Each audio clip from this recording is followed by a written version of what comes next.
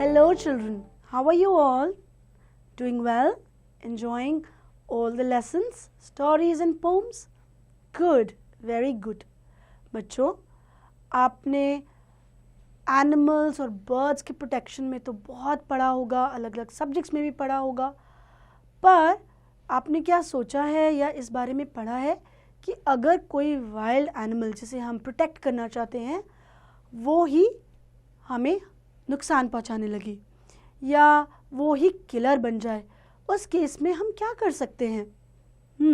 आइए पढ़ें एक ऐसे ही बहुत इंटरेस्टिंग स्टोरी जो इसी टॉपिक के बारे में है। Unit 5 the cross tusker.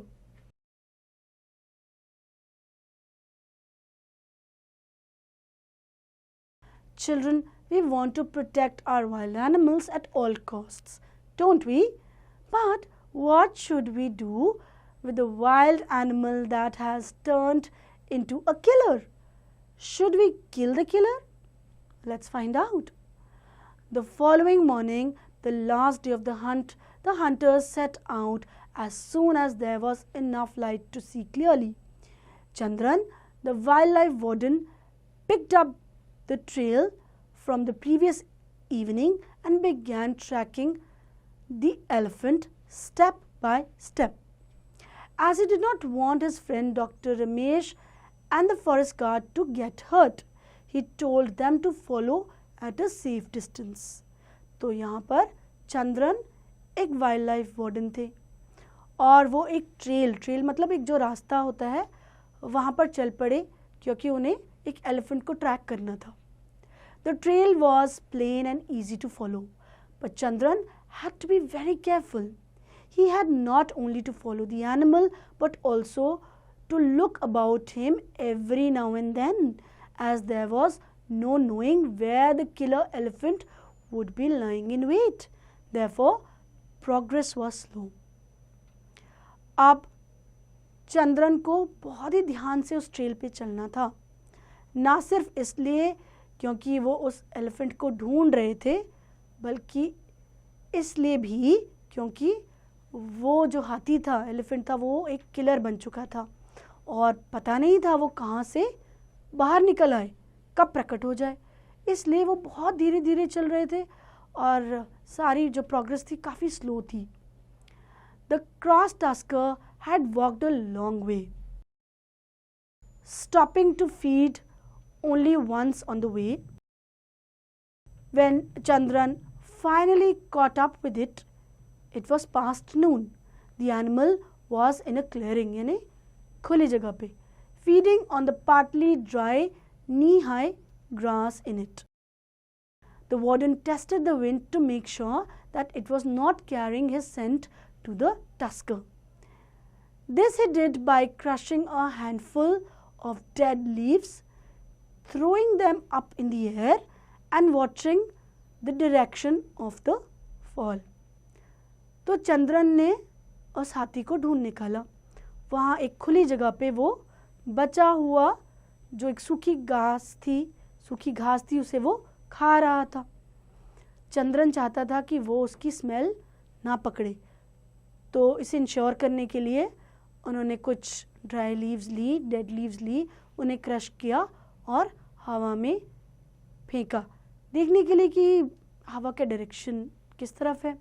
Satisfied, he sat behind a tree at the edge of the meadow and waited for the animal to move to a more favorable position. But the elephant showed no signs of moving. The shadows were beginning to lengthen. Chandran couldn't wait any longer. Chandran इंतज़ार करने लगा कि elephant अपनी position बदले, थोड़ा इधर हो या अपनी पीठ दूसरी तरफ करे, लेकिन काफ़ी देर तक उस एलिफेंट ने अपनी जगह नहीं बदली, वो वैसे ही बैठा रहा. पूरा दिन गुजरता गया. He got up and checked his stun gun. As the gun did not make much noise, he hoped he could lie hidden after firing the shot until the drug took effect. बच्चों, stun gun एक gun होती है जो animals पे चलाई जाती है अगर उन्हें बेहोश करना हो और उनसे ज़्यादा आवाज़ भी नहीं आती है. तो चंद्र ने प्लान किया कि मैं अब ये स्टन गन चलाऊँगा और वहीं पे छुप जाऊँगा जब तक उसमें जो दवाई मिली होती है उसका असर ना होने लगे. Very carefully he started moving towards the elephant. The closer he got to the killer, the riskier it became. He could hear his heart thump and wondered if he would be able to hold his gun steady. वो बढ़ रहा था उस हाथी की तरफ, लेकिन उसका दिल ज़ोरों से धड़क रहा था. वो सोच रहा था कि क्या वो अपनी गन ठीक से पकड़ भी पाएगा.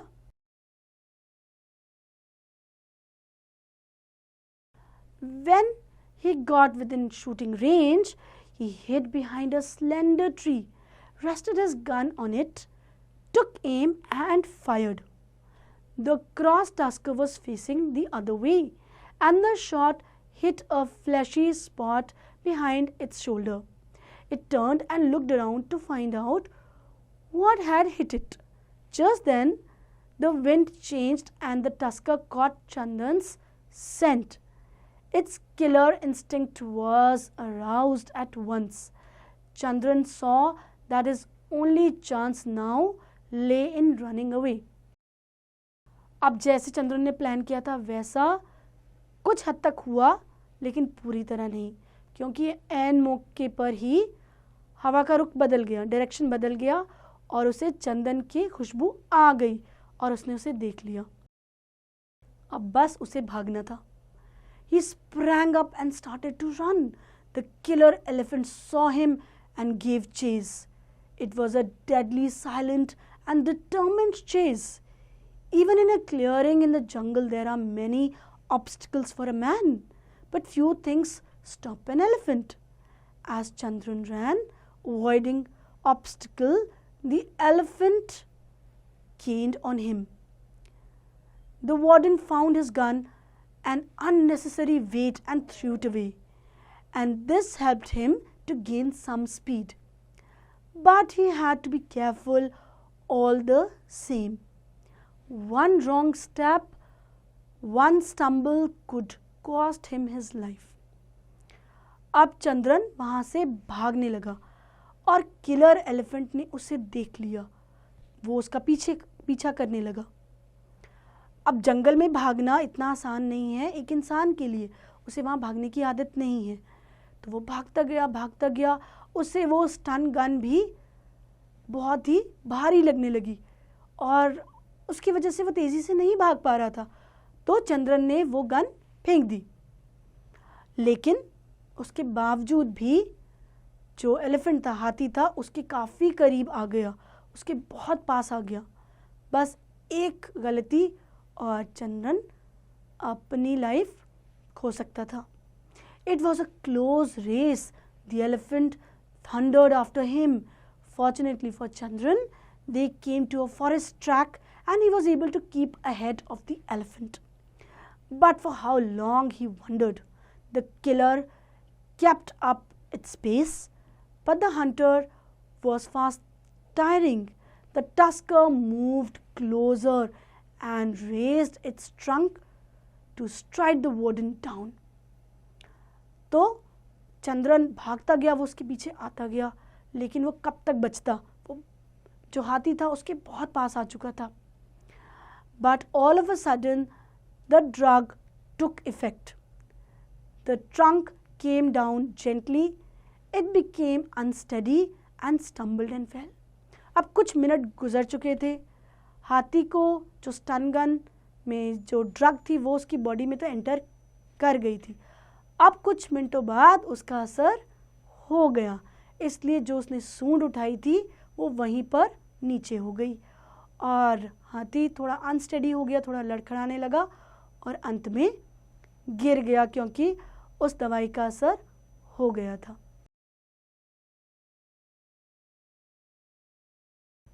Hearing the elephant fall, Chandran stopped. When the tusker did not get up, he blew his whistle. Dr. Ramesh and the guard heard it and came running. The elephant lay stretched out. It was a frightening sight.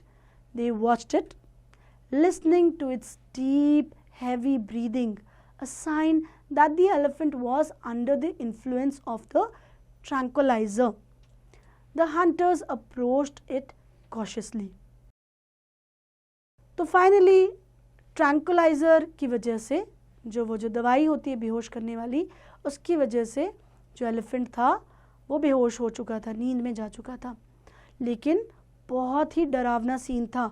इतना huge, इतना विशाल जानवर बिल्कुल सामने था। उसकी heavy breathing, जो उसकी तेज़ सांसों की आवाज़ थी, वो भी काफ़ी डरावनी थी। इतने में डॉक्टर रमेश और गार्ड भी वहाँ आ गए। The doctor carried out some tests to make sure that the elephant's sleep was deep enough to allow him to perform an operation. Fortunately for the hunters, the elephant had fallen in such a way that its wound was exposed. It was a deep wound. तो वो इस तरह से पड़ा हुआ था जो हाथी था कि जो उसका घाव था वो ऊपर की तरफ दिख रहा था। अब डॉक्टर आराम से टेस्ट कर सकते थे ताकि उन्हें पता चले कि वो ऑपरेशन के लिए तैयार है। When Dr. Ramesh opened it, blood and pus burst out and splattered his clothes. The poor fellow must have been in agony, the doctor said. वो घाव काफ़ी गहरा था, उसको छेड़ते ही उसमें से पस और खून बाहर आकर डॉक्टर की शर्ट पे भी उछल गया। और डॉक्टर ने कहा कि बेचारा हाथी कितने दिनों से कितने ज़्यादा पेन में है, कितने दर्द में है। No wonder he turned killer, murdered the warden. और उन्होंने समझा कि शायद इसी दर्द की वजह से उसने एक किलर का रूप धारण कर लिया था। The doctor probe deep into the wound and dug out 3 pieces of lead and gave them to the warden. It is the work of some cultivator whose crop the Tusker had become too fond of, Chandran said in a low angry voice.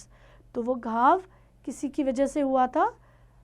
जो हाथी था वो एक किसी cultivator के यहाँ जा रहा था, उसकी क्रॉप्स छेड़ रहा था और वहाँ पर ही उसे चोट लगी थी। Doctor Ramesh cleaned the wound, poured in a good quantity of antibiotics that would help it heal quickly, dressed it and stitched it up. As the elephant showed no signs of waking up, he gave it an antidote for the tranquilizer. The hunters then retreated to a safe distance and watched. अब क्योंकि doctor ने अपना काम कर दिया था, लेकिन उसने देखा कि अभी भी वो नींद से नहीं जाग रहा है, इसलिए ट्रैंकुलाइज़र के इफ़ेक्ट को रिवर्स करने के लिए एक एंटीडोट दिया जाता है, यानी जो चीज़ उस सोने के असर को ख़त्म कर देगी।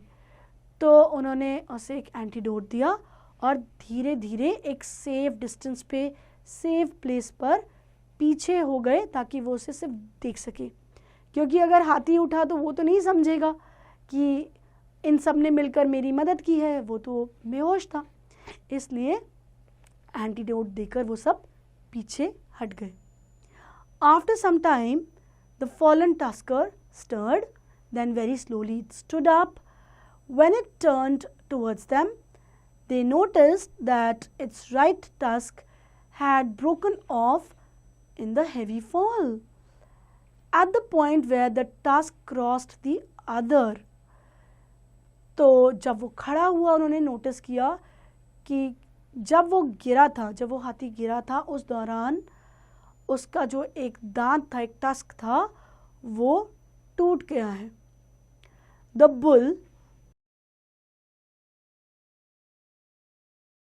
bull elephant was no longer the cross tusker in more ways than one, क्योंकि उसका एक टस्क दूसरी तरफ घुस गया था।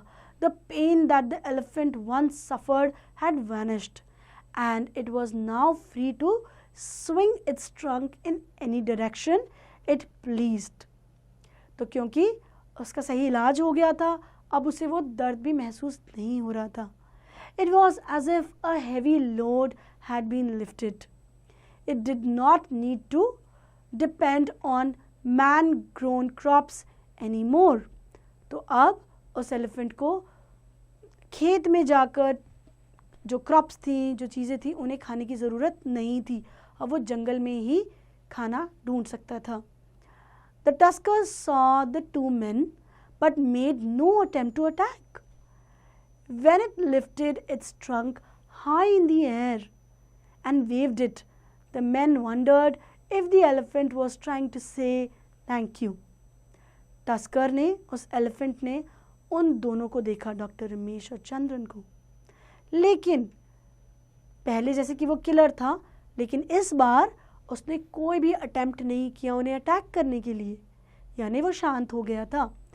और उसने अपनी जो सूंड थी वो हवा में लहराई, ऊंची उठाई और वेव की, मानो जैसे कह रहा हो कि थैंक यू, उन्हें शुक्रिया कह रहा हो उसे ठीक करने के लिए. So this was the adapted version of the story written by E.R.C. Davider.